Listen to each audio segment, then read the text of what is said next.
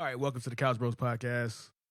This is a guest on the couch episode that, you know, a lot of the non-sports fans really love and seem to enjoy. And this one is going to be a good one. We have Rod's long-term friend, Jeannie, in the building. We're just going to talk about relationships and parenting and parenthood. We also have Gerson, you feel me, to give his long, very, very long experience being a parent. So this is going to be definitely out of the norm for me and Rod because we don't know anything about this. So this is going to be an interesting episode. So let's get to it.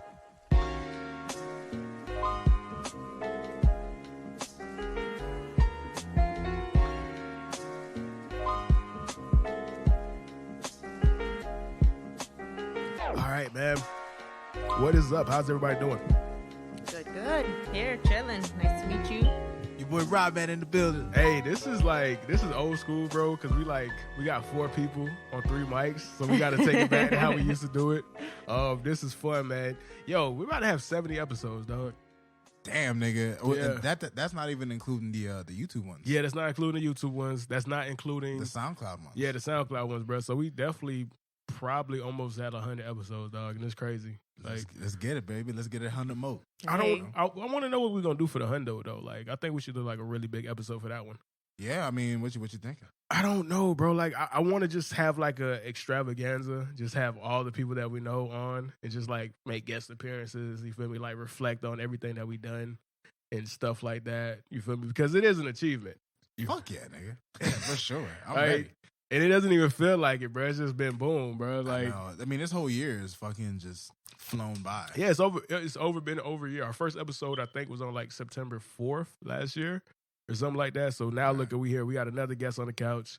We have a great guest on. I want everybody to give a round of applause for Jeannie. Jeannie is in the building. What's going on, Jeannie? Jeannie. Hey, guys. How are you? I'm happy to be here tonight. A little nervous. You either have to trust me. You don't have to be nervous. We've had the weed flowing. Oh shit, you can't even do that stuff. Oh fuck. Yeah, you're gonna be nervous. I apologize. No, you don't have to be nervous. This shit is like once you forget that you're talking into a mic, and then you're just gonna be like, wow, I'm just having a regular conversation with some cool ass people. You feel me? Like that's what everybody does. Like you'll feel nervous for like 5 minutes, and then you'll forget that you're even doing a podcast, Right. and stuff like that. You feel me? You've listened to a few episodes, right? Yeah, I've heard you guys a couple times on your guest on the couch. Yeah, we do our thing. You feel me? You know what I'm saying? You know, I've been told that my voice is so luscious. And people just fall in love with my thought process and my ideology. You know what I'm saying? I'm not here to brag though. Oh no, Nah, not so bragging. humble. Yeah, so humble. So how do you guys meet though? That's like my favorite part of the guest on the couch. Well, the funny thing is, she was one of my first friends when I moved out here to Coral Springs. Yeah, 10th grade. Yeah, English class, right? English class, Mrs. Kirkwood, who, by the way, she was bad. She was bad as fuck. Like, she was an older white lady, but she had the rack, she had the ass, and the attitude. She was just a sexy ass woman. And we have a homeboy, a mutual friend between all of us, Christian. Okay, yeah. Who loves this woman. Christian loves this Miss lady. Kirkwood. She was the shit. She was cool. We had a teacher before her. Yeah, it was a guy though, but he spazzed. Oh yeah. In our class, like he had a whole ass meltdown, and he almost fucking hit a kid or some shit, right? And had to get rid of his ass. Nah, you know what's crazy though? Like, it's funny that y'all brought that up because 2 things. One, I am old enough to realize and reflect on all the teachers that might have was out here trying to fuck on some kids, which is just like, yo, that's wild. And 2, I have so much more sympathy and empathy for teachers who have to fight these kids, bruh. Like, I just do, dog. I just do, bruh. Like, because I know what's behind it, dog. Like, Yo, kids are disrespectful. Especially in middle school, bro. Oh my God. Especially in middle school, dog. It's like you just got no respect. Like at some point, you just not gonna try a I grown think kids ass are worse person, nowadays, though. Like somebody gonna have to stand for what they believe in, dog, and fight you, bro. Just Like, imagine, for real. dog, you paying bills, you struggling. Yeah, and you got a fucking child talking to you any kind of way. Are you crazy? Are you out your mind? Like, bro, this is the funniest thing, bro. This was at Lauder Hill Middle. I was in middle school, right? Some dude, he was a substitute, but he was like, he just went for all the schools in Broward. He got fired from Lauder Hill Middle for fighting a kid. Then he went to your school, William Danny, got fired again for fighting a kid, bro. This nigga was a serial middle school fighter, bro. He wasn't having the shit. Nah, he wasn't having it, dog. What was more surprising was, I don't know what was more surprising, him keep fighting children or him keep getting jobs to fight children. It's like at what point do you just say, okay, just you take gotta him know off his school resume. board? You know, bro, the faculty is small. Trust me. Like, my sister's in faculty. Like, everybody knows each other. They know what he's about, bro. Right. You feel me? It's So like after the second time, it's like, you have quite the track record. you got sir. a track record, bro. Like- This nigga was on the news. You know who you're hiring, bro. And you know what come with it, dog. So you can't be surprised, bro. And it's not like he just like play with these kids. He really be boxing these niggas up, dog. Like, real talk, bro. Don't they have a cheater union? Yeah, there's a faculty union, bro, but nigga, you fighting kids, bro. That's assault, bro. Like, there's no union that can help you, bro. That's fucking a child abuse, bro. Like, I know that most of the time that's why they keep people like that. yeah, you're right. Because the thing is, like, the faculty union is strong in that sense, but still, bro, you still fighting kids, dog. But the older I get, like, seeing my sister, like, I used to go to my sister's school to help her out, like, when I was out of school. I'm just like, you just are terrible, dog. Like, I will literally stomp one of you out, bro. Like, y'all, you gotta understand what's going on here, bro. I'm bigger than you, man. Like, you feel me? But they don't think about that stuff, bro. They just badass motherfuckers, dog. Kids have that fucking, just that, it's not even like a confidence, it's like an arrogance, bro. That's what it is. It's the You know, arrogance. And that gets, It's the you arrogance, can't And even it's because they blame. have no fear and no life experience. So essentially, they're just like, I'm they're just showered with here, whatever you want. You're just a growing kid, so they don't know real consequence. You know, Yeah, that's what it is. And like you said, it's the arrogance. It's the lack of understanding. Like, there's consequences to your actions. And it's just the fact that they're in that weird stage, especially middle schools. Anybody who's a teacher will tell you, middle school is the worst thing to teach because they think they're grown, but they are still kids. Like, real kids, mindset wise, bro. So they're trying to figure out what the fuck is going on with them while being madly disrespectful to you, bro. Certain niggas is gonna let it slide. That nigga was not that dude, bro. And He fought any nigga whenever he had a chance, bro. I think most kids don't go around thinking, "Oh yeah, this teacher's gonna hit me." You know, I think they kind Right. of have that. That's where the arrogance come from. That they're like, "What's gonna happen? Nothing. You're gonna call my parents." You know, and that's really where it ends. Hey, when they met that nigga, they met the right one, boy. Oh, they met the right one, bro. They had time. This nigga was a serial kid fighter, dog. But yo, like serial, bro.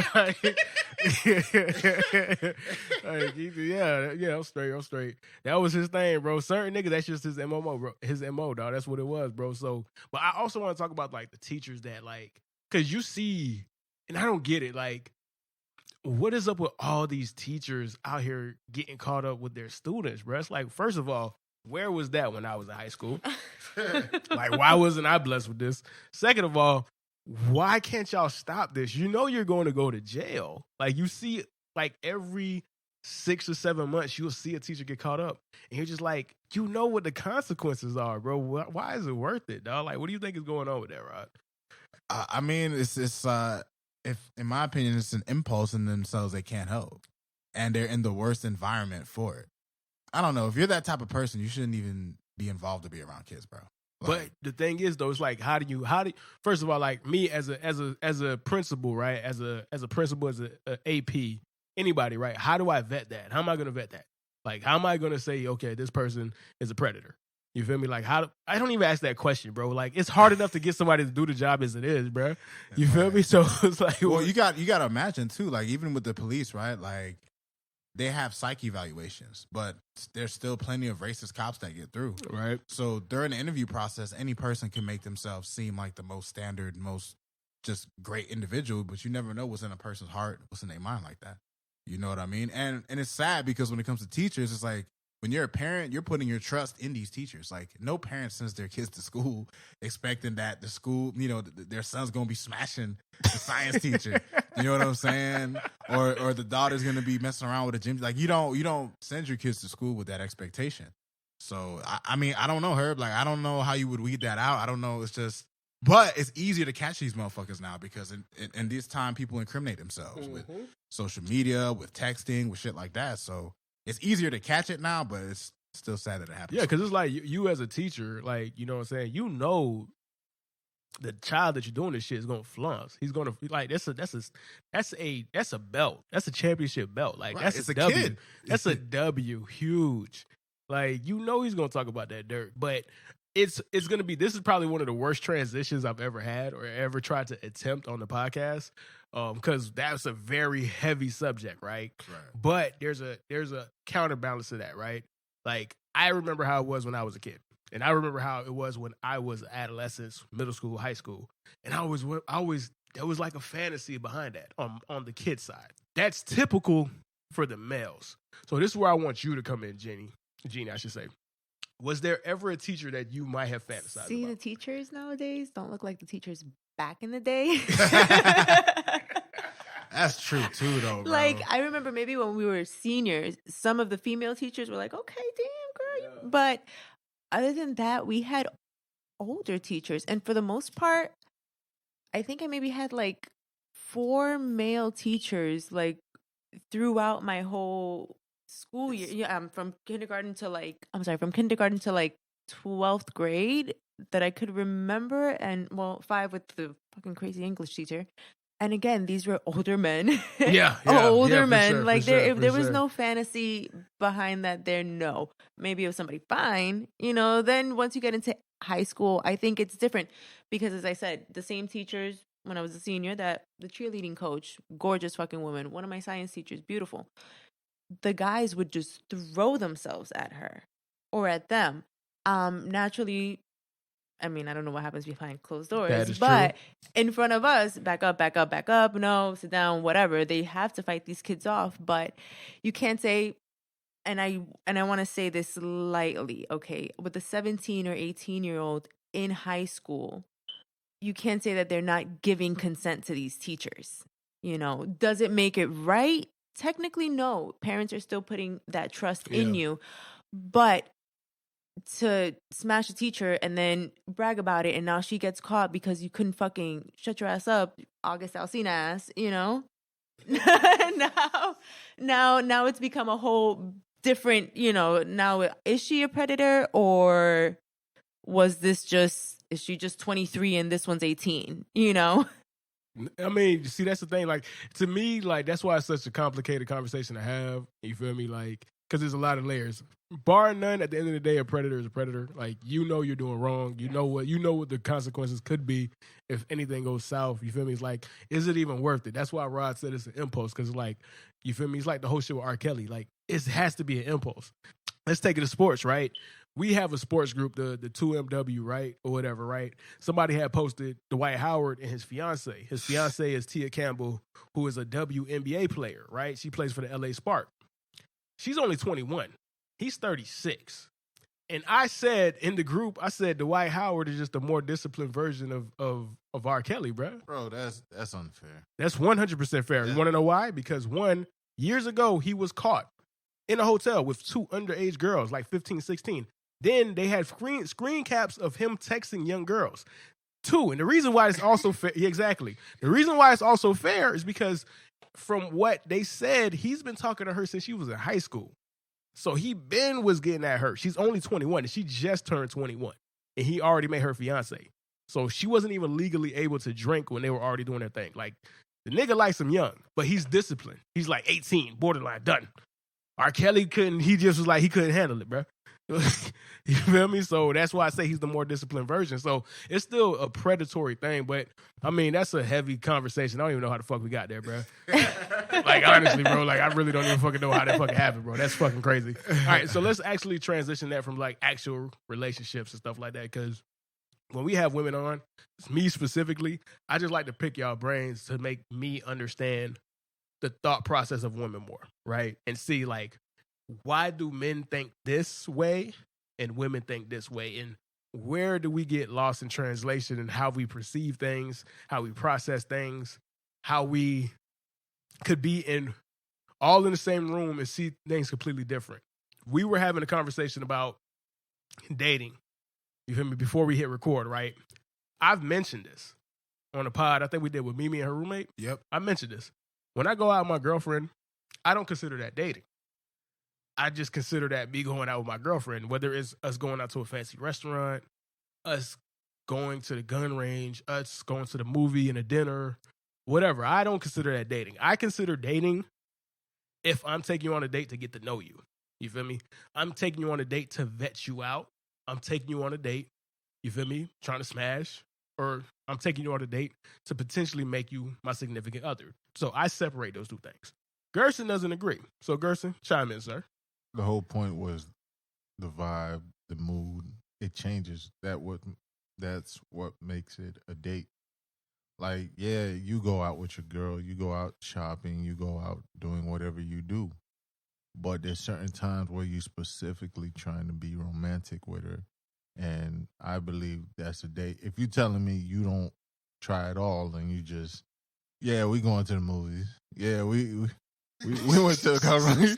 Yeah, like if that's the energy, then I understand what you're saying. But my whole point is making it a date is making it a date. You feel me? That was my point. All right, so this is where we get the woman involved and get the women's perspective. So Jeannie, go ahead and define what you think is a date. Like who, I'm not going to say who do you agree with, but who do you fit more in line with? Well, I've been in a relationship for 12 years. Let's just start there. Wow. So at this point, my dating is different than most people's dating, you know, like just casual or whatever the case might be. I agree with what he says, and I think you call it by another name. Essentially, it's the same thing looking at it. You just don't call it a date, you know? Whereas in some instances, me and my man will just go see a movie, and it's not a date. We're just going to see a movie, you know?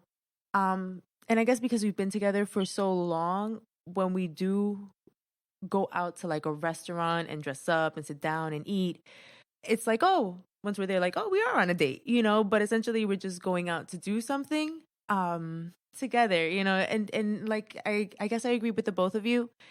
Once you're there and the mood and the vibe and everything, it kind of like sets in like, oh, okay, this is different than what we normally do. You know, catching a movie, I guess we do that a lot. So it doesn't make a difference. If we're going to go, like, I don't know, to the beach, to the park, whatever the case might be, to the gun range, that's more like of an experience, you know, not so much a date. And that's what I think about it. But what women should expect, it depends on what the intent is, you know. Some people go on dates, quote unquote, just for a free meal. Some people go on dates to really try to get to know someone and see where. You me like that, baby. Not no I don't outgrown that, baby. No free meals. To genuinely, you know, get to know another person. I think everybody's expectations are a little different. Always bring your own money in case he tries to play you. Okay, so you know what? This is funny because like I was on Twitter the other day, right? And it's like it kind of piggybacks off of that, but it leaves itself for a separate conversation as well, right? We had a conversation about going Dutch, right? Me, when I go on a date, if I ask you out, I just say I'm going to pay. Like I ask you out, I ask you for outside of your house, this, that, and the third, right? I'm going to pay. But I believe that people like on the first date should just go Dutch. So there's no expectation. There's no, you feel me? Like a childish man is going to expect something because I paid for you. You feel me? But I asked you out. I told you to get ready. You feel me? That comes with expectation. Most men are doing it because they want something in the end. You feel me? And whatever, live your life. I'm not here to judge you or whatever, right? To abolish that thought process, just go Dutch, right? Cool. I was on Twitter and I seen a clip. And this chick was like, if a man asks me out, he should pay for me and my friend. And I was like, you got me all the way fucked up. Who raised these? Like, who raised what? Okay, that doesn't make sense to me because the man asked you out. Generally, I feel like if I ask my man, all right, let's go out, I'll pay. Like, you know, I mean, again, long relationship, but it's kind of like a give and take almost where we're at. In the beginning of a relationship, though, you shouldn't expect it. Like I said, bring your own money, depend on yourself, just in case he tries to play you. Because I saw a video on Instagram the other day, and the guy's like, well, let's split it in half because you ate half of the food and then you had some of my fries or some shit like that. And people were going crazy in the comments. And I'm just like, well, just pay half your shit. Just pay half your shit and just don't meet up with him again. And that close it done. You know, it's not a big deal. I mean, you know what character he has, you know what you had expected. And if that's not your style, you want a man to pay, then, you know, you got to keep moving anyways. But sometimes that is their only meal. So Okay, so then you got to get your priorities right before you start asking people on dates. And it's not about paying or not. It's like, that's your only meal, boo. You should have thought about dinner, your own dinner, before you thought about lunch with me. This is why I like having women on. I always say that. You feel me? I don't want to sound repetitive, but this is why I like having women on, because it is just a different world. You know what I'm saying? Like, the average woman, if she really wanted to, could eat for a whole week for free, bro. Big fact. For the whole month. Like, if she really set her mind to it and was like, I'm going to get a free meal from a simp ass nigga Monday, true. Tuesday, Wednesday, Thursday, Friday, and Saturday and Sunday. And I'm going to get my fucking dessert on Sunday, bro. Big cake. You feel me? And I'm going to have it and eat it too. That's why I said, I don't take women out on a date unless I really vet them. Like, I have to want to take you out on a date before I do it, because I'm not going to feel bad if I am a free meal. You feel me? Like, because I know I'm not going to be a free meal at that point. Like, we've already built the connection enough to where I know there's going to be a second date. You in a 12-year relationship, when is the first time that you paid? Because I never know, when is that? Is it the third date? Is it the fourth date? Like, what was it? Okay, so before we were a relationship, how we met was I was working at a store in Coral Square called Rave, and he was working at Kids Foot Locker. And so it's, you know, as we hit it off and shit, before anything was like official, it was just like on lunches, I'm like, hey, I'm grabbing something. Do you want this? And it's not, oh, give me the money back. Like, I am offering you because I am offering you to pay. I'm offering to buy you lunch. You understand? So it was way back in the beginning where it was just a $6 meal. It wasn't a lot, you know, but it wasn't a big deal. Like, it's not, I don't know. Women see it as like, if I go Dutch on a date, that's fine. You know, to me, there's nothing wrong with that. I agree with you in a sense. If it's our first date, you know, or our second date, just so there's no confusion, just so that as a woman, I actually prefer it, so that you don't feel like I owe you something. Listen, and this is a disclaimer, because there's going to be a lot of women who's going to hear this, and they're going to accuse you of being a pick-me, quote unquote, not to call you, this is what I'm saying, a pick-me ass bitch. All right? Do you know what a pick-me woman is? No. So a pick-me, again, like the super, like what's the word? Not the opposite of misogynist, the fucking feminist, like the super feminist, like this, that, you shouldn't pay. They're going to call you a pick-me. You know, this is what a pick-me is. A woman who says things or acts in a way to be picked up by a dude. You know what I'm saying? Like, you're going to be submissive to a point just to find a dude. I'm far from submissive. But just you saying that, because they cannot acknowledge that, they can't accept that, they can't accept anything that's different from what they think, you're automatically... Listen, I understand that completely. I told Rodney after listening to some of your podcasts, I'm like, I don't think anything like these women. Did I not? I'm like, my brain is completely different. Like, I just don't. I was raised with brothers. You know, I have two brothers. I was raised with guys. I used to help... my brother like cheat on his girls. It was kind of like a side hustle. Yo, I was like 11 though. I was a little girl. I'm like, yo, you're gonna give me $5. I'm gonna keep her busy here, and this one's in the back waiting for you. So again, and my father used to just tell me what game was. My mom, I raise you so that you don't need no motherfucker to pay for you, to buy you things to live off of, you know? So I get that strength. And it's just the way that I was brought up. You know, it's not about pick me. It's not about saying, it's just like, fuck, I don't like drama and misconfusion, and so that there's no misunderstandings.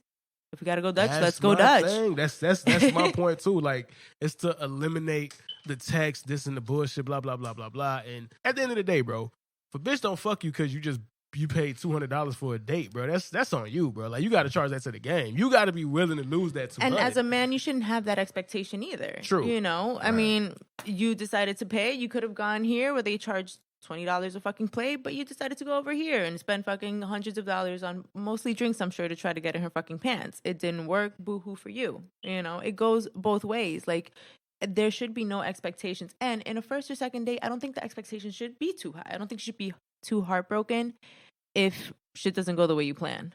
You know, like, all right, this was the point of the date, to get to know this person and see if I even want to make it to date 2. I don't. That's it. Just chuck it. All right, so I have a question, and this has been circulating in my mind, right? How do you act when you know you're not ever going to go out on another date with the person that you're on a date with? Like, what is it? With that mentality or with this mentality? Well, just in general, because there has to have been a time where you're on a date and you know it's like, okay, this is not going nowhere.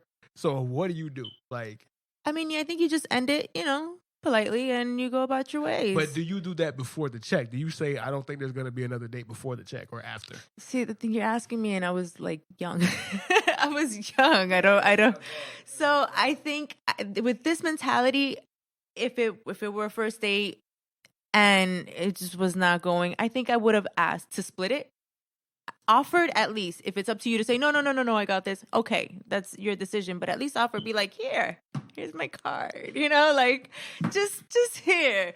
Because again, men in a lot of circumstances think that you owe them something just for the hell of it, or even it doesn't have to be monetary. Some men will approach a woman, get turned down, and now it's, oh, fuck you, ma. Yeah. Okay, so again, there's like, they don't owe you a thank you. They don't owe you a fucking smile. Women don't owe you shit. That's why I say I'm far from submissive. Women do not owe you shit.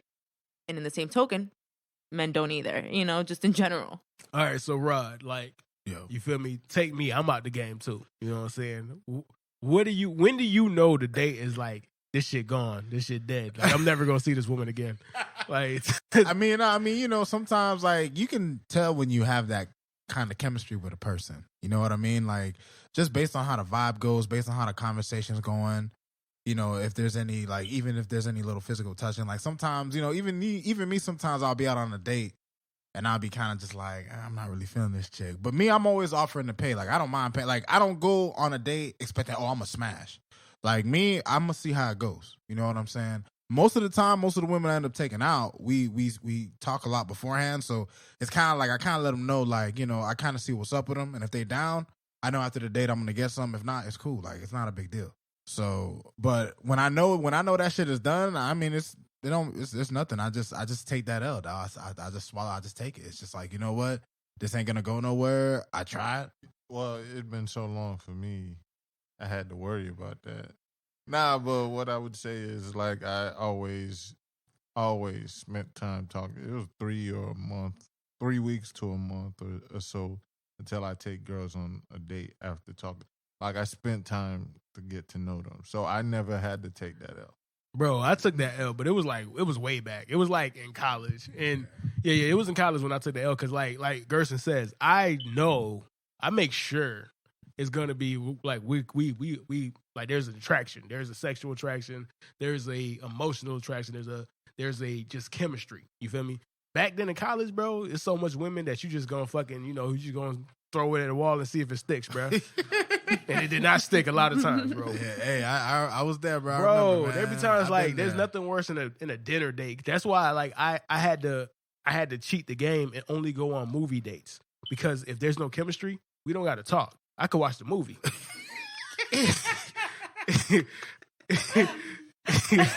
Okay. But what if she really want to watch the movie? Then if she want to watch the movie too, we just gonna be two movie watching ass niggas, bro. And then at 2 hours later, I'm gonna give you a dap, and I know, like, you feel me? If you're not paying me no mind, I'm like, all right, that's dead. Like, it's dead. You feel me? Hey, you just gotta, you know what I'm saying, shake on it and move on. Because if you're on a dinner date and there's no chemistry, that shit is brutal, dog. You just awkward silence. You hear you hear your watch ticking, bro. Now, you know what? The one thing I can say is, even when I know I ain't got no chemistry, I keep the conversation going, bro. I can't think of any date where I had like an awkward ass silence, bro. Right. But there was one time I did go on a Tinder date.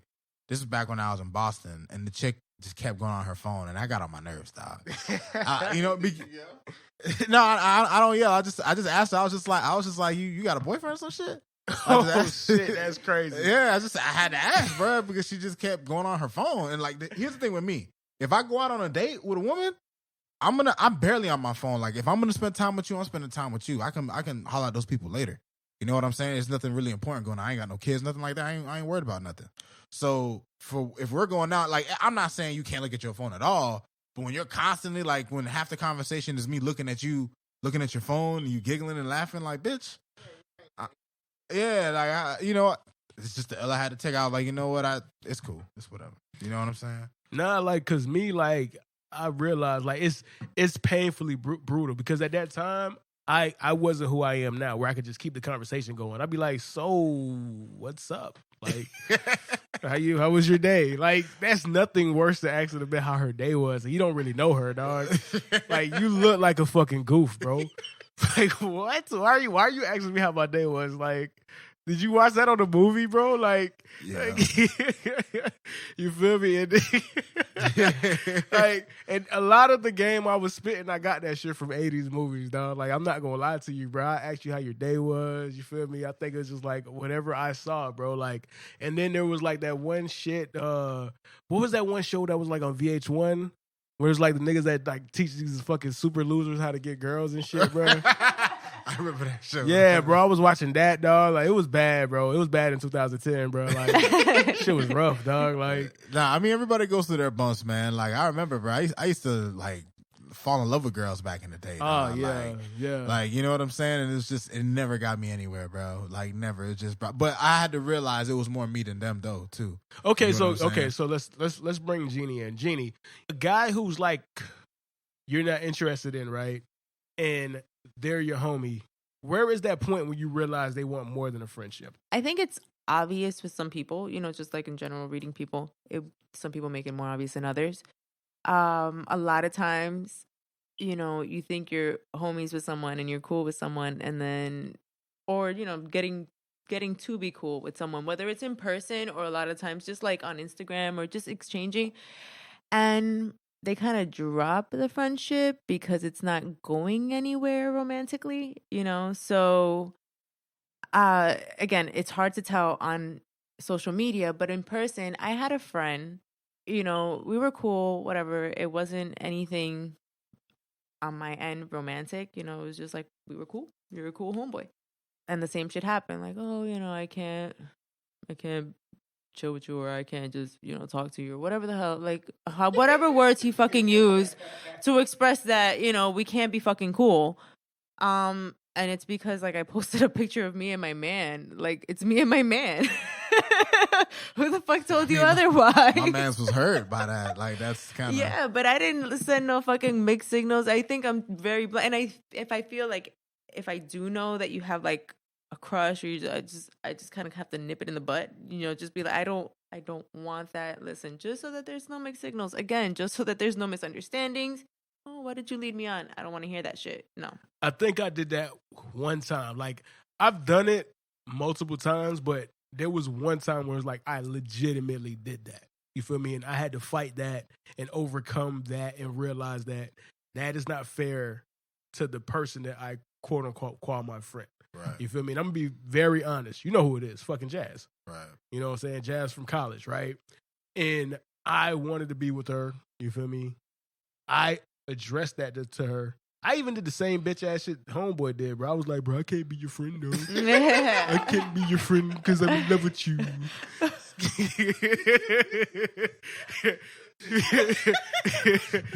When you say it like that, it makes it worse. I mean, it's bad no matter how you say it, because from the women's point of view. No, I can say it like, man, I can't be with, I can't. I love you. I can't. No, there was no love confession. There was no love confession. I can't do this, Jazz. If I can't be with you, then I can't be your friend. You feel me? Like, you know what I'm saying? Like that bitch ass shit, bro. Dog. And then I realized, like, and then that, like, after like a month, and I was like, you know what? I reached out to her and I said, you know what? That's not fair to you because I'm putting you in an impossible position. You feel me? Because, like, I can't even say you rejected me, bro. Like, I'm forcing this on you. Right. You feel me? Like, I've always told you that I'm your friend. You've accepted this as a friendship because I want something greater. You feel me? I gotta act like an ass, bro, because you're just rejecting what I want to give you. That's not how it works. And then once I accepted that, I lost my attraction for her and I forced myself to just be a friend. And now I could do that effortlessly. You know what I'm saying? So, like, I don't let my mind get to that point. If I know it's just going to be a friendship and it's going to be something strictly platonic, I'll leave it at that. Right. Because I see the value in a friendship more than me trying to get my fucking dick sucked and me thinking of this magical relationship that could be actually trash. Yeah. You feel me? It's just the fantasy of it all. And I mean, a lot of men don't mature to that. There was no love confession like that. You know, it was just like one day you get a message, yo, we can't be cool no more. And I'm like, all right, fuck it. You know, like I was born alone, you know, fuck it. And then maybe like a couple weeks later, yeah, I just said this pissed me off or whatever, or this, you know, maybe get my feelings, whatever.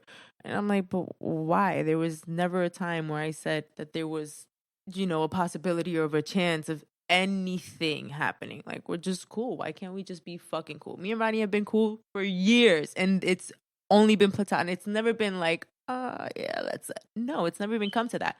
And at no point has he been like, yo, I can't talk to you no more. Why?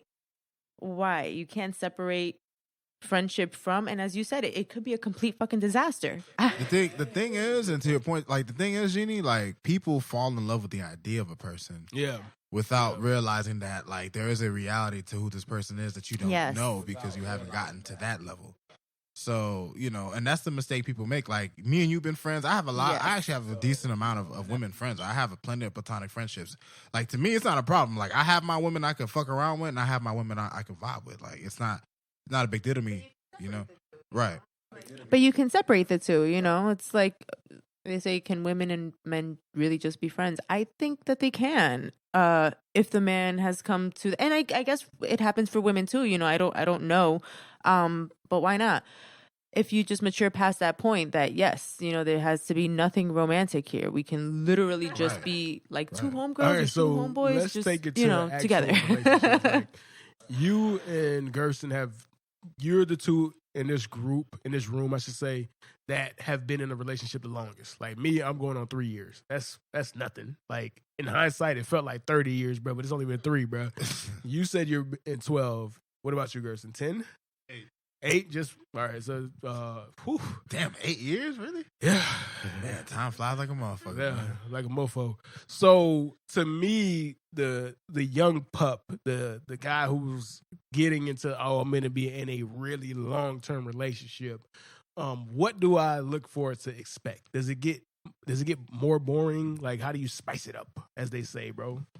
I don't think. Well, it just depends. There's levels to this, where like there's two people that just connect with each other, and it's just a whole vibe the whole time.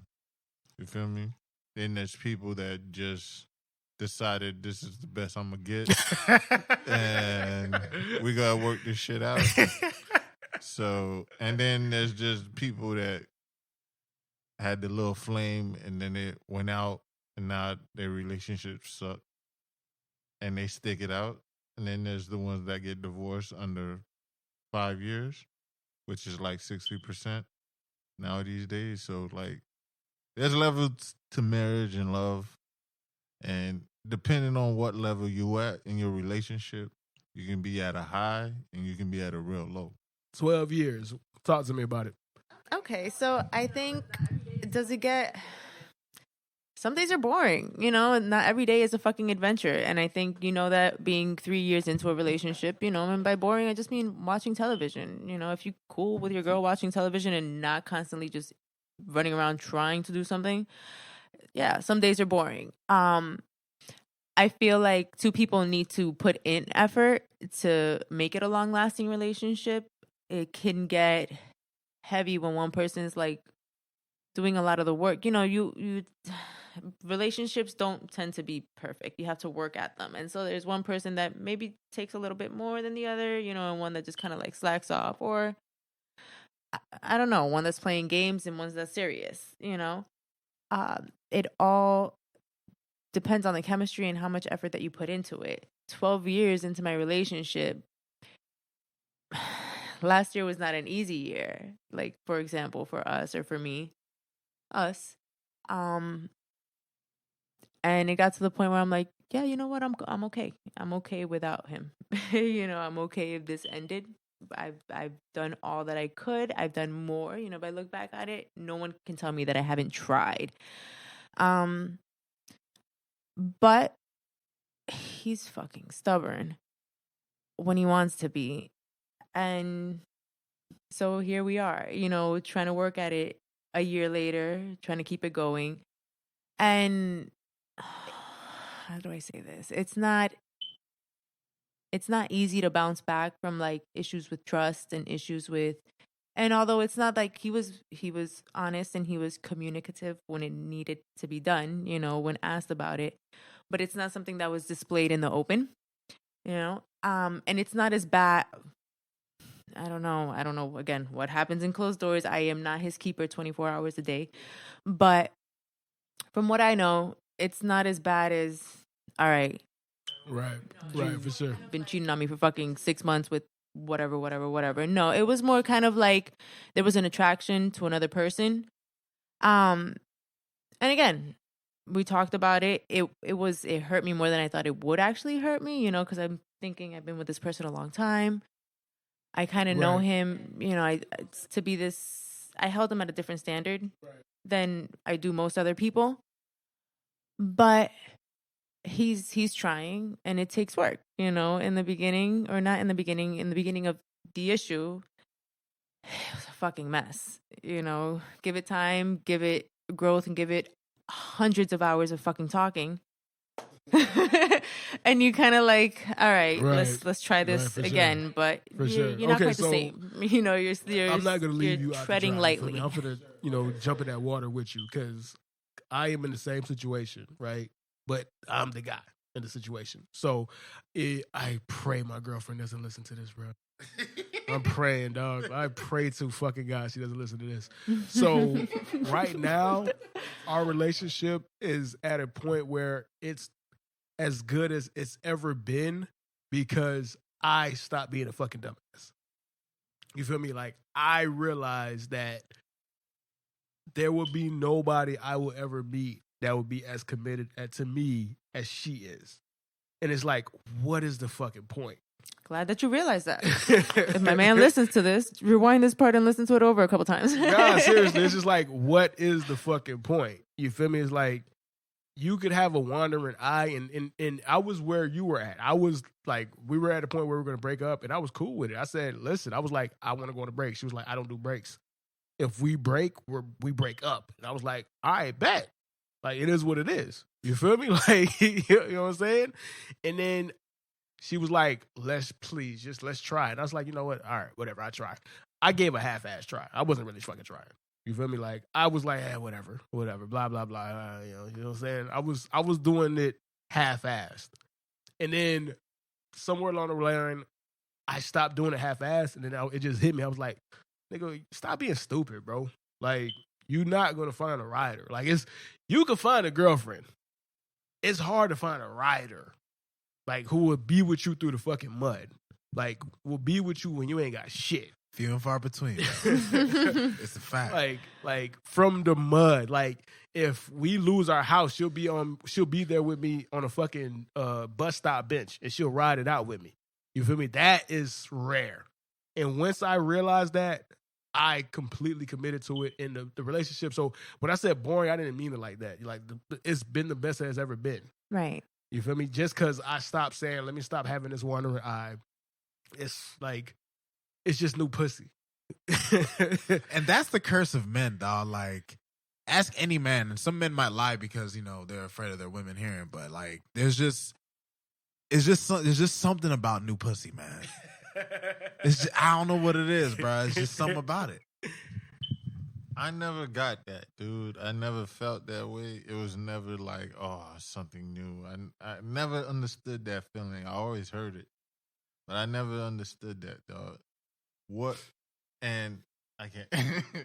I feel like I can't ask you guys that. Nah, go ahead, bro. Go ahead.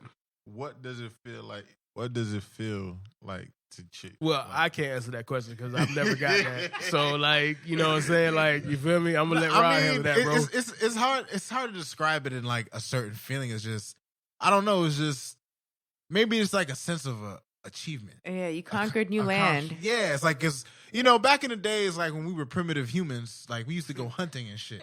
You know what I mean? We used to go hunting for saber-tooths and shit and mammoths. Maybe not successfully, but you know, we used to do shit like that. We used to hunt for our food. Like nowadays we go to the market to get our chicken. We're not chasing it. You know, so what do we have? It's the thrill of the hunt and getting pussy. Right. You know what I'm saying? Like that, like, I don't know, it's kind of just like, I slayed my deer. You know what I'm saying? I'm the wolf and it's the deer and I got mine. It's like, I don't know, maybe that's how I look at it. You know what I'm saying? But, you know, it's just, in a relationship, I don't look at it that way because at the end of the day, you have to fight that temptation. Like, I feel like when it comes to relationships, people should understand that nothing's going to come easy. Like, a relationship itself takes an entity of its own. So it's like, you got to kind of chill out on that. But as a single man, like, it's just nothing like when you just get that, like, when you just know, like, you know, a bitch send you a picture of her pussy or something, you just like, it's mine. You know what I'm saying? Like, it's coming. You know, I don't know. It's just, the sense of accomplishment, the sense of victory. I don't know. It's just a good feeling. You horn dog. Bro, listen. All right, so like, I'm not speaking for myself. I'm speaking for people that I know. That's what it is. You feel me? I ain't gonna name no names. Just know that these niggas are slimy. All right, and they know who I'm talking about. You feel me? But I ain't gonna throw them out like that, bro. We have these conversations every day. Dog, he says, and this is in his words, and I quote, bro. Bro, it's just nothing like new pussy, dog. Like, it just feel different, bro. It's like, no, it doesn't. It doesn't. It does not feel different. You feel me? It may, you feel me? But you know what it is. It's not the actual pussy. It's the chase. It's the process more than the vagina, bro. Because a bit might have worse pussy than your girlfriend's pussy or whoever, like your main chick's pussy. But it's the process. It's the, I made you have sex with me. That is the victory. That is horrible. You cheated for nothing. Most men cheated for nothing. Like, real talk. Most men cheated for nothing. Like, Jesus. Most men cheat for nothing. Most men cheat because they like the process more than the actual vagina. You feel me? Now, if that person that they cheat with just have some crazy fucking pussy, then they're just going to keep cheating with that person, dog. You feel me? But if you see them going from different person to different person, it's not about the vagina. Right. It's about the chase. It's about the conquer. Right. Thrill. It's about the thrill. It's about me putting that spear through the fucking deer's heart, bro. Right. You feel me? It's another body. And this is not to justify it. Cheating is wrong, all that shit, right? This is not to justify it. I think, and I don't actually agree with this because I think men and women cheat equally the same. Right. You feel me? It's just society depicts it as men are the natural born cheaters. But what I do think is that women may cheat more mathematically, but men are assumed to cheat more in perception wise because women could cheat whenever they want. Like, if they cheat 4 or 5 times, that's actually amazing, bro, because they could have cheated on you 100 times. Bro, it's true because, like, I have plenty of my women friends who tell me, like, they'll get, like, 30 DMs a day. They'll get random dick pics. So I'm just thinking to myself, like, you know. Yeah, like, women know. fuck who they want, men fuck who they can. Like, thank you. Yeah. That's how it goes. I don't think that there's a woman on this earth, you know, unless you just like a complete no, like body or whatever, just fucked up on you, that would go up to a man, offer some pussy, and they'll say, oh, no, you know what, I'm good on that, you know, unless, of course, the man is gay. But generally speaking, if any beautiful woman came up to you, you know, it's like, hey, I seen you. Let's have this drink. Let's get to know each other. Let's go to my hotel room later on. You're going to be like, no. I'm going to be like, no, because I've been in an 8-year relationship. Okay, I'm not and talking to you. Here I pointed to Rodney. Here come this old pick-me-ass I would nigga. never do no such thing like that. Rodney be Get like, away fuck from me, yeah. harlot. That was easier than I thought. Nigga, I'm gonna be like, what? I'm gonna be like, hold on, is this a scam? He's gonna hear birds. I'm happy that you understand that, and it's not. I take that back. I'm not happy that you understand that. I'm happy that you don't bullshit about that because every woman knows that, but women don't like saying that because they don't want to own that. You feel me? Like you said, you don't give a fuck. You know what it is. You know what it ain't. Yeah, but like, it's not even just about cheating. Women, like I said, that's not a women cheat. No, it's not about cheat. Women fuck who they want. Men fuck who they can. That's just cheating or not. That's just the plain fact of it. You know. Well, what I would respond to that, like on a serious note, the reason why some women get hurt, and some of them really do believe in they dude, and some dudes are worth believing in. I know dudes that would Like, nah, I'm not. And you know some dudes that just be like, yeah. Right, but here's the thing though, like me knowing what I know now, like and trust me, this is not even me trying to flex. This is not me trying to like be on some egotistical shit. Like if I really wanted to, I could hit some bad ass shit. Like I just showed these niggas the fucking numbers I get, and I don't do it. And I even told like I'll even tell people like I'm in a relationship, I got this, that, and third, and I'll tell my girlfriend. You feel me? And it's more about like, okay, just keeping it sharp, keeping the iron sharp. And you feel me? Still got it. Yeah, still You got gotta it. sharpen the sword. Yeah, sharpen night. sword, bro. Because I know this is not going anywhere. Like I'm not. I almost fucked it up, so I'm definitely not gonna fuck it up now. Right. You feel me? So but to you, what you said, like there's niggas who be like, nah. Do they really like? Is a difference between you not going and trying to find it versus that shit just falling in your lap. When you turn it down and it's in your lap, that's different. Yeah. Versus you not going out of your way, you not trying to be on fucking Tinder, you not trying to be on Plenty of Fish, you not going to every mall, every fucking grocery store, whatever. Like yo, what's good? That's stupid. Like what's good? Right. You feel me? Hold on.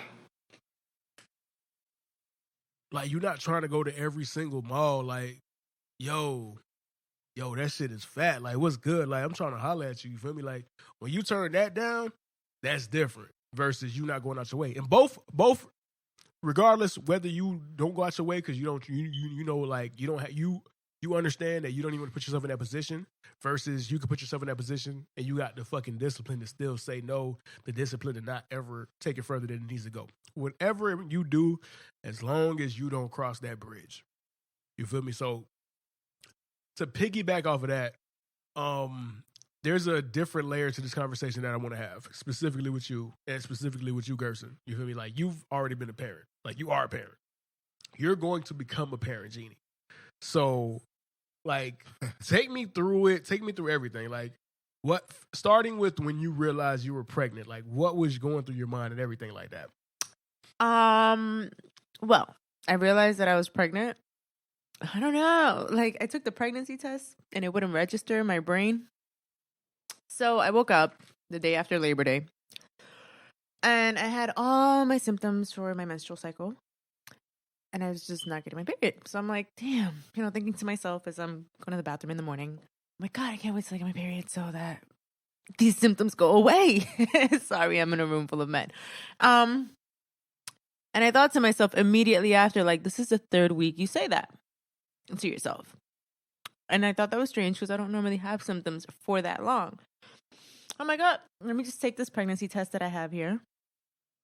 Normally when I do that, I get my period the next day anyways. So I'm like, win-win, like without fail. I take it. It's this old pregnancy test that I've had in my bathroom for years. So I'm like, I don't know what the fuck that says. I'll grab one on my way to work. Head to work, grab one from Publix, go to the bathroom, and it says to wait like 3 to 5 minutes. No, that shit was immediately blue. Like a blue plus. Yes. And I'm staring at it and I'm like, no. I'm like, I think I gotta wait. Let me put it in my pocket. I'll look back at it in like 5 or 10 minutes and it'll be the blank answer that I always get, like the not pregnant, because this is just, no. I'm like, no, wait. No. So the whole fucking morning, I'm like, fuck, I'm staring at this thing, looking to see if it changes. It doesn't fucking change. It's set in stone. Fine. I'm pregnant. I call my man up. He's at work. He's about to go on his lunch break. I'm like, hey, what are you doing? It's like, oh, about to go to the gym. Because he has like a 2.5 hour fucking break. Lucky him. I'm like, all right, I'll call you when I'm on my side. I just got to show you something. And he's like, what? I'm like, I'm bringing it right now, 5 minutes away.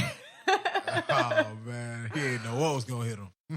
So he comes outside and I hand him the stick and he's just staring at it like, for real? Is this shit real? And I'm like, yeah, I mean, does it look fucking fake? And he's like, no, but I mean, for real, you? And I'm like, yeah, so it says. So fast forward, I go to the doctor to make sure that it's an actual pregnancy and not just ectopic or, to confirm it. And yes, there's like a little black sack there of I can't see anything. But there's something there. Surprise. That was how I found out. To this day, I'm still like, what? Like me? No, I'm not a mom. No, I don't get pregnant.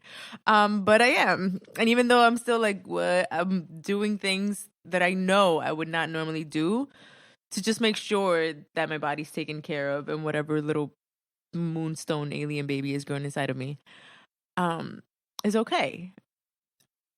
But it's still like I like, remember what? when you gave me the news, man. I was shocked. I remember I told you, I was like, damn, we were the last of the Mohicans, man. And, yeah. I mean, it's just that I never, in theory, yeah, of course I want kids one day, you know? But to actually like sit down and think about it and plan it, like every time that my girls got together, like, oh my God, we need to start having kids. I'm like, yeah, I could start. I'll babysit, you know? And I just like that freedom of just upping and going and doing and no connection. And that's selfish. That's the selfish part of me. But, you know, that's all I've known. I don't have any kids. This is my first time. This is one of the best mediocre salads I've ever had, bro. It's not great. It's just immaculately mediocre. So that's if you hear me fucking crunch. Oh, the salad? Yeah. I will say this, right? So funny that you mentioned this. My sister just had her first kid, right? And she is you.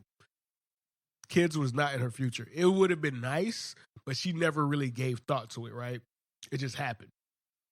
And I remember her during the pregnancy. I remember her like, I'm having a kid. Like, I'm Molly Mall. Like, I'm a world traveler, bro. Like, you feel me? I'm going to be doing this. Now that she's had the kid, it's completely changed. Like, it's you just see that glimmer in her eye because you're looking at somebody like, I helped create this. I brought a whole human into the world.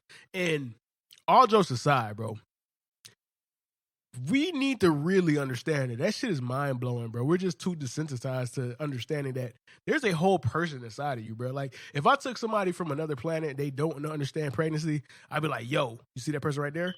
There's a fucking baby incubating in there. They'd be like, what the fuck are you talking about, bro?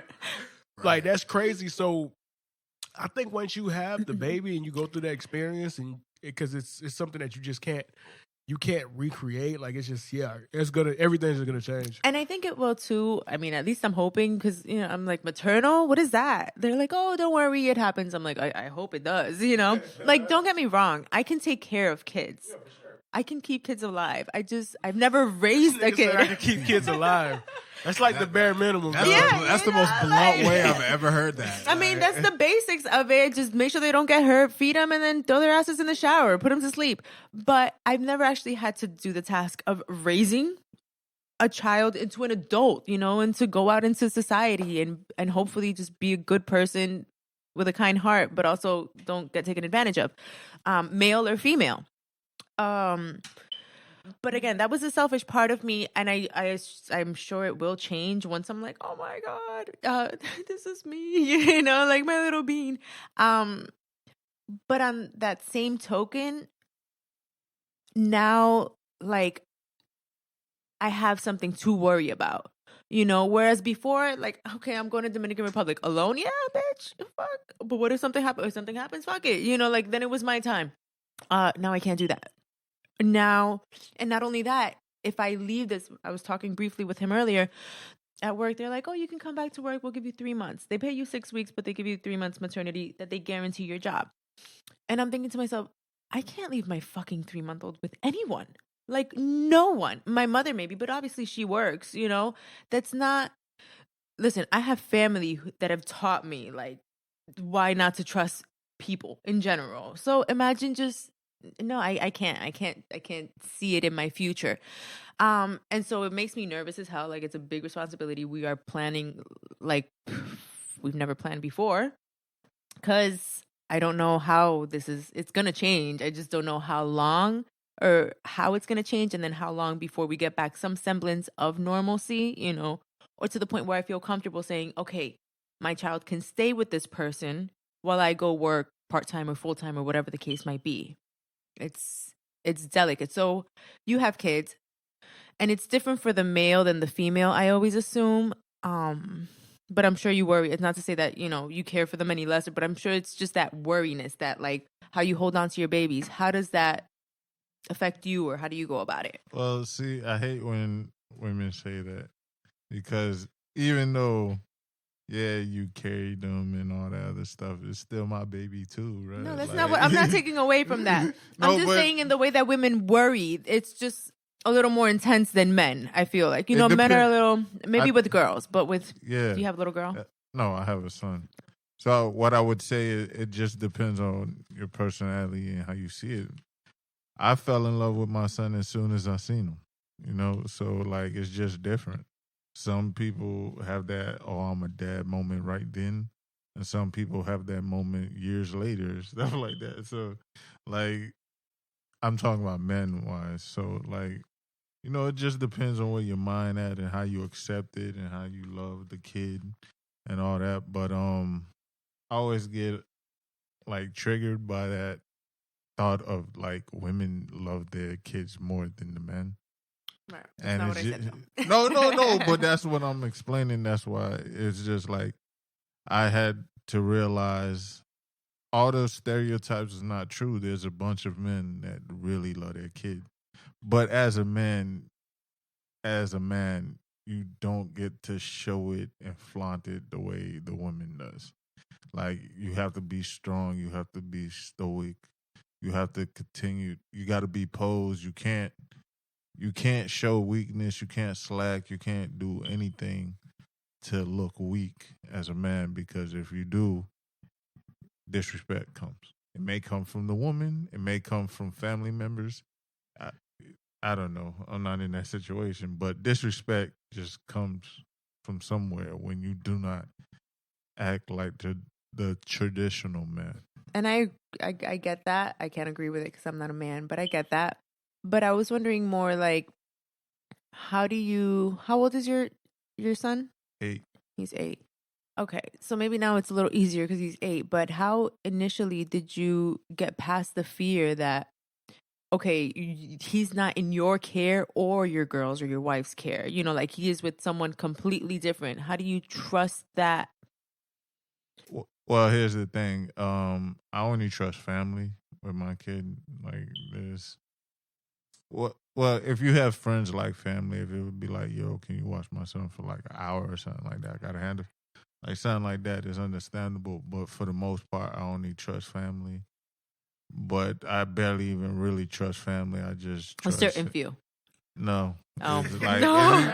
it's either his mom or his dad, and it's like, yo, I'll pass him on for like a couple of hours to you. But like, I really think my situation was different.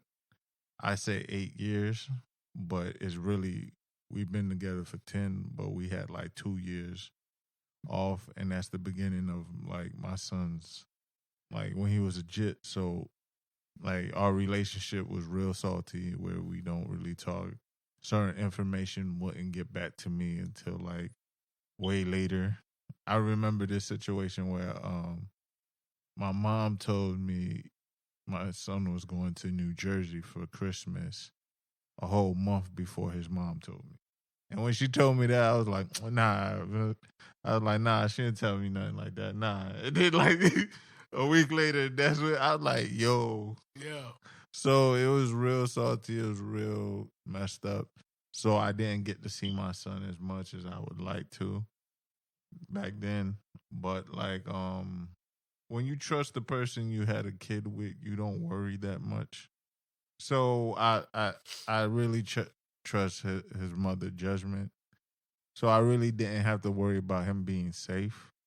I more so worried about negligent stuff, like not paying attention for a second. Because real talk, when you have a kid, and especially a toddler, they take all the attention. You love it when they're little and they can't move around and they can't do shit but pee and cry and Maybe ain't never shit. gonna walk. But once they start really getting moving, man, you can't turn. your eye for a second, though. You cannot. And it's a meme I seen, and it's always funny. You all, as a parent, must be weirded out when it's quiet. When you have a kid, you must like it's too quiet. What's going on? What are you doing? What's happening? Oh, It's God. so true. So like you always got to be ready to make plans to who you're gonna give them to or what moves. Like you gotta know before. It can't be spontaneous where it's like, yo, I can Oh, just go no, out never with that. the boys or stuff like that. And you gotta take turns where you let your girl be the one that goes out. You can't be the man that always have her with the kid and go out. You gotta let her have a girls' night out and stuff like that. And okay, so going to that is I don't like being excluded from things. And normally I'm not because, again, I don't have any responsibility that I have to attend to. If I want to go, let's go. If you want to go alone, go. Like, for example, today there was this event in Miami where I think Styles P was going to be performing. And I wasn't feeling it. I just didn't feel like going. I had gone to one couple weeks ago with Jadakiss there, and I'm like, I'd rather just stay home. If you want to go with your boys. But again, that's still something that I'm invited to. I'm not going to be invited to that specifically because it's a weed event with a baby. And if I am, I'm not going to go unless I obviously have a sitter. But I don't like to be excluded from things, and now I will have to be excluded from things. Like even with my girlfriends, like with whomever, if it's not baby appropriate, or even if it is like just when they're too little, they're just too little. I feel like let's stay home. Let's avoid any mishaps, any accidents, anything. And let's just stay home. All he's gonna do is sleep anyways. Like I'm sure people aren't taking their 3-week-olds anywhere. But it's longer than that. Like other people's kids are awesome. Like you just have them for a little while, you give them back, and that's it. Like when it's yours, it's permanent. And so that's like an adjustment that I have to make. I have to give it up. Like I'm not gonna be invited to everything. Listen, like I said, all of that shit is gonna change because, I hope so. It most likely will. I'm not gonna say verbatim because I have no idea. Like what I'm saying, you might have the baby. You'd be like, "Yo, fuck this little nigga, man." Fuck this fucking person, bro. Like, like you fucking shit up for me, fam. You feel me? But most likely you'll be like, "Yo, who fucking cares about Styles P, bro? I have a child." Like, yeah, that's what I wanted to be. I mean, I know that eventually there are going to be days or nights where I want to go out, and that's in the future. That's foreseeable, and it makes sense. But again, I hope that does kick in, so I'm not like, I could have been out tonight.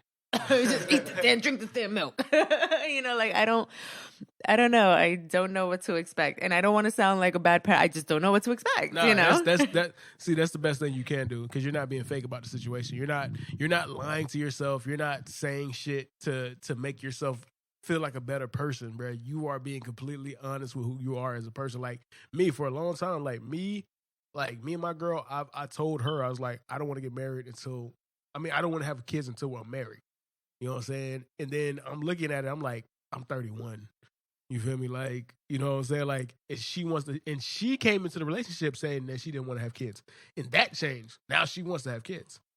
You feel me? So it's you literally change as a person. You evolve as a person every single fucking day. What you might think yesterday, 2 months ago, a year ago is going to be completely different in the present moment. And I'm just like, it's going to be eventually a time where it's like, okay, we're going to have kids. I'm like, yo, we really doing this. Like, I'm about to have a little person. You feel me? And it's going to be crazy. Terrifying. I mean, it is so terrifying. But you have to look at it this way too. Like there is no real rule book or handbook for it, right? Like exactly. you could read 10 how-to books or how to be a parent for dummies. You could do all that. But you won't know until the experience. Like you build that story with your kid. You know what I mean? So and like I mean, I also have to kind of remind myself because when you think about parenthood, I myself tend to kind of lump it all into one, and it's not like that. You start out with a baby, then a child, then a teenager. You know what I'm saying? I'm thinking like, oh my God, my boyfriend has a 13-year-old, a 13-year-old, and she is all of her glorious teenager self, you know? So I think about that and I'm like, oh my God, I'm going to have a 13-year-old that never walks out of the bedroom and is just stuck to her phone. And that's not how it's going to start out initially. A 13-year-old is not going to walk out of me. So I have to remember that it comes in stages. It's a whole process. Yeah. And like I said, I've never had to actually raise a person. And I kind of like just start putting scenarios in my head.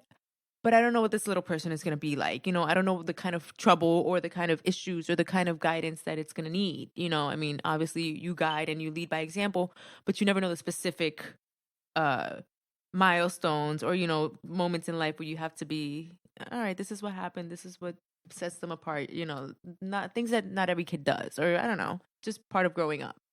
Hey, you know what? Can I be honest with everybody here? Like, this is going to sound fucked up, but one of the main reasons why I'm open to having kids now is because I'm seeing my mortality. And I don't mean that like, oh, I'm going to die, blah, blah, blah, blah.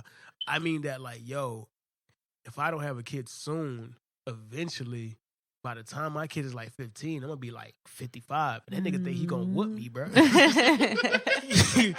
Like, I got to be at an age where I still got energy. If he want to, you know, talk crazy, dog, I can still, you know, square up with him, bro. Because if I'm fucking 80 and this nigga's 20, bro, it's a wrap. You're fragile, yeah. Yeah, it's a wrap, dog. Like, you know what I'm saying? So I don't want to get it to where it's too much of a gap, kid. Because, like, as it is right now, if my kid is 20, I'm going to be 51. You feel me? I might have some juice in me, bro. I don't know, dog. Like, I imagine that I'm going to be a cool old nigga, bro. But, yo, this nigga going to size me, bro. And the reason why I know he going to size me is because I sized my father, dog. Like, it's a part of the process. It's part of the process, bro. Yo, like the funny thing about that, bro, I remember one of my conversations with my dad, and I did size him up, and I was like, yo, you should have knocked me out. He's like, yeah? Yeah, like, yeah, you should have not. Because, like, to me, bro, I don't care, man. Until you're a grown-ass man, don't try me like that. Like, period. Like, I don't play that. Like, one time Benjamin bit me, and I, like, tapped him really hard. I tapped him really hard. Well, as hard as you can. But, like, he just, after that, bro, he ain't never tried me. He never tried me again, bro. Like, nah. And that's got to be the example for every kid I have. Like, no, bro. Like, when you're an adult, I'm not going to try to enforce anything, bro. Like, I'm like a free-spirited parent. Like, I want my kid to be an individual. Be whatever you want. Strive for whatever you want. Just let me know what you like so I can guide you or do the best I can to get the right people to guide you the way you want to go. So, like, I just see it like that. And I hope my kid don't want to buck at me because I don't want to, but I will. I have that mentality of I brought you in this world, bro. I'll take you out. I was just thinking I ain't a killer, but don't push me. Out, man. Nah, dead ass, bro. Like I said, bro, like my biggest motivation to have a kid now is because I don't want to be too old to when I gotta fight this nigga, dog. Like I want to have a fighting chance, you guys bro. Think about fighting, like that's what it comes down to. Listen, you as a woman, if you have a girl, it's gonna be hell eventually. Yeah. If you have a son, you're good. You're in the clear. Like he might be bad, but he won't be bad to you. He'll just disappoint you. I feel attacked. He'll just disappoint you, but he won't be bad to you. As a father, that nigga is going to see you as the head of the wolf pack, bro. He wants the fucking head of the crowd. He wants to usurp the throne. Yeah, he wants to usurp the throne, and he's going to try you, dog. So I got to be old enough. I got to be young enough to where it's like, all right, bet, let's go, nigga. Like, what's good, nigga? Like, what we doing this? But I think they'll do that when they're young, like before they hit 20. Nah. It's gonna be where they're old enough to where they can fight you, and that's from like 14 to 20, bro. Anywhere in that age, bro. So if I'm like 50, I can handle that. Like I'm gonna try my hardest, dog. But if I'm like 70 plus, I'm getting mopped, kid. I'm getting mopped. There's no discussion. There's nothing to talk about, dog. Like real shit, bro. So yeah. What I would say to that is I believe that parenting and parenting relationships with their kid can vary. And I know that we buck back or whatnot, at least us at this table, but it's most likely like a not really healthy relationship with their fathers. You know what I'm saying? So I hope and I pray that I have a healthy relationship with my kid because I love my kid and I don't want him to feel a certain type of way about me because I want to guide him. Like I am firm, but I am very like when I say something, bro, do that shit. Like I'm that type of father. But like if you tell me what you want to do and stuff you want to, oh, I want to be this and I want to do that. Like I'm all right. It's time to look it up. Let's see what steps we got. Because it's very important to let your kid learn. All you can do is tell them, but like experience. Is what's gonna like really dig in them. They could tell you everything. You could tell them exactly what's gonna happen, bro. They still gotta do it. Step 1, 2, 3, and then when it goes 1, 2, 3, they're like, damn, you was right. So it's just gonna be that way as a parent. All right. Let's say like we could go ahead and chop this up. And I appreciate everything that you had to say. I want to make one point, right? And I had this conversation with my girl, but I think it may happen if I have a son. You know what I'm saying? The same thing I told her might be what happened if I have a son. And we had to have a conversation, and I explained to her, you know what I'm saying, like, I can be affectionate and I can be but I realized how I was becoming my own father. You feel me? I realized my father, the way he showed love, the way he showed affection was by keeping the fucking lights on every day. You feel me? And I kind of realized that's who I've become. Like, it is cyclical. Like, I watched it growing up. I said I didn't want that to happen, and it happened anyway. And I don't want that to happen if I have a son because I'm going to assume, I'm going to be like, yo, I'm a man. I know what a man got to do. This is what you need to do as a man. Handle that. Figure it out. If I have a daughter, it's going to be a completely different situation. You know what I'm saying? So I don't want that to happen. So before we get out of here, is that something that you thought about, or now that I just had that conversation, you're thinking about it now? No, I've thought about it, and my guy's very he's not very like expressive, he's more stoic and just like laid back. So I kind of said, I'm like, I want you to be present. Again, in the way that you show affection, it doesn't have to be hugs and kisses and cuddles. But if you're building fucking Legos, you know what I'm saying, for an hour, or just being in the moment when you are home and when they're around, because believe it or not, they feel that, they feel that they notice, okay, mom's here, whatever, not working. I'm with her all day. Dad gets home. And naturally, you want what you don't have the most. Dad's not home. Yeah, dad's home. So what does it look like to just like go upstairs, take a shower, and go to sleep? And not dedicate a semblance of that time. You're not, to the child, they're not seeing it like, oh, okay, he's tired. It depends at what age also. But to a young child, they're not, oh, he's tired. He's worked all day. He's keeping the lights on. No, they just think it fucking magically stays on, You're right though. Not to cut you off, but you saying that brings me back to a time because I was like, me and my dad don't have the best relationship, but I will say this: when I was a young kid, he was a great dad. Like before things in between him and my mom went to complete shit, he was a great dad. But the one thing about it was, majority of the time, like this nigga would come home. This nigga worked like 2 jobs at one point. This nigga would come home, and I would see him as a kid, and I would just think, man, look at this sleepy ass nigga. You know what I'm saying? Like as a kid, it doesn't occur to you. Like now, like I'm that nigga. Like I come home, like my sister tells me all the time, like I'll work sometimes 13, 14-hour days. So I leave at like 7 a.m, come back at like 9 o'clock. So my sister be like, damn, nigga, Dad, you working on? I'll be like, yeah, man. I come sit on the couch, I'm watching TV. Next thing I know, it's 3 a.m. I'm like, oh shit, And it's like, as a kid, looking at my dad, I just thought like, oh, this nigga goes to work and he just wants to sleep. Yeah, like they don't see it. They're wondering, why doesn't this person want to spend time with me? Or, why isn't this person paying me enough attention? I was born in Puerto Rico and my parents got divorced. We moved here and my father moved to Milwaukee. And I would go visit him for summers and winters, summer breaks and winter breaks. So I was there for either like 2 to 3 months or just like 2 weeks for winter. Usually he worked like an overnight shift at like the factories, either like meat packing or something with produce or just overnight. And, he would spend time with me during the day. I was on vacation, so it was different too. It's different than having that constant person there. So he would spend, the days with me or, just take me around whatever he needed to do. But at night, it was like a little ritual where I would wait for him to come home at 2, 3 in the morning. And we would walk to the little like gas station. He would buy me a Snapple and like cheddar ruffles, sour cream and cheddar ruffles. And he would get his liquor or his beer or whatever the fuck else. You know what I'm saying? And we would just walk back and talk and have a little moment, before it was him taking a shower to go to sleep. It wasn't all night, obviously, maybe 30 minutes, I don't know, hour tops.